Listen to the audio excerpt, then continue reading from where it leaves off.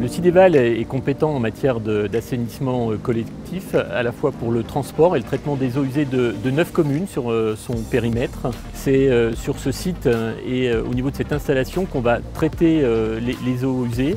On va les débarrasser la pollution dont elles sont chargées pour pouvoir rejeter les eaux dans le milieu naturel conformément aux normes et à la réglementation en vigueur. Le Cideval a décidé de construire une unité de méthanisation afin de valoriser énergétiquement le traitement des boues. Les boues, ce sont les sous-produits issus du traitement des eaux usées. La construction de cette unité de méthanisation a représenté une dépense importante pour le Cideval. Ce sont 5,3 millions d'investissements qui ont été mobilisés, encore une fois pour cette valorisation énergétique. Un investissement aidé par l'Agence de l'eau Rhône-Méditerranée, également aidé par le département de la Haute-Savoie.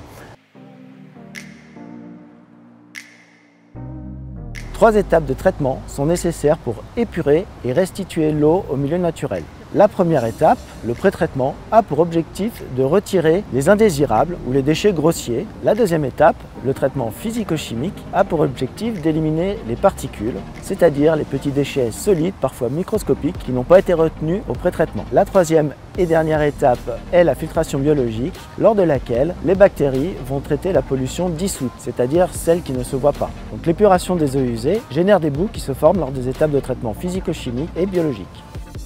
Les boues riches en matière organique sont concentrées et transférées au méthaniseur par pompage. La matière organique fermente par l'activité bactérienne.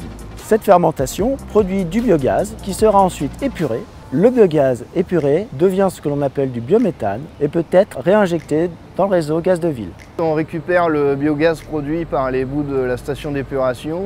Elles vont rentrer en premier lieu sur ce qu'on appelle le sécheur, qui va permettre d'enlever toute l'eau qui est présente dans le gaz. Suite à ça, le gaz va être dirigé vers ce qu'on appelle le valopac, qui est le traitement par charbon actif, qui va éliminer tous les polluants. Les compresseurs vont rentrer en jeu, comprimer le gaz et l'envoyer directement dans le conteneur qui est derrière moi, où on va retrouver le procédé d'épuration au sens propre. Et à l'intérieur de ce conteneur, on retrouve des membranes qui vont filtrer le méthane des différents gaz polluants qu'on va retrouver à nouveau en petite quantité pour le transformer en biogaz valorisé qu'on appelle le biométhane.